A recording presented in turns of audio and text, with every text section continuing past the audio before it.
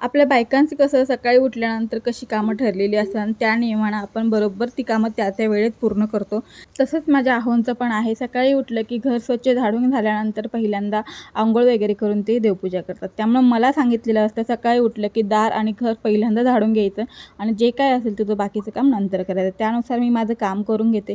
ते अंघोळ झाली की देवपूजा मांडतात आणि देवपूजा खूप छान करतात. त्यांची देवपूजा करून झाली की मग त्यांना चहा नाश्ता देते आणि मग देवघराजवळ पहिल्यांदा रांगोळी घालून घेते आणि नंतर मग बाहेर रांगोळी घालते. सकाळी उठल्यानंतर दार झाडून घेतलेला असतो, उंबरा स्वच्छ धुवून घेतलेला असतो, त्यामुळे फक्त रांगोळी घालायचं काम. दुपारच्या जेवणासाठी आज मूग आणि मटकीला चांगले मोड आणून ठेवले होते. त्याची हिरव्या मटणातली भाजी करायची होती. ती भाजी खूप छान लागते. बऱ्यापैकी आठवड्यातून एकदा दोनदा ही मोड आलेल्या मुगाची आणि मटकीची मी भाजी करते. सगळ्यांनाच खूप आवडते. आज त्याच्यानंतर मग सगळं घरातलं बाकीचं आवरलं आणि मग इथं मी भोपळ्याच्या घाऱ्या बनवायला घेतल्या. भोपळ्याच्या घाऱ्या मला तर प्रचंड आवडतात. तुम्हाला आवडतात का नाही नक्की सांगा आणि आवडत असतील तर कमेंट नक्की करा.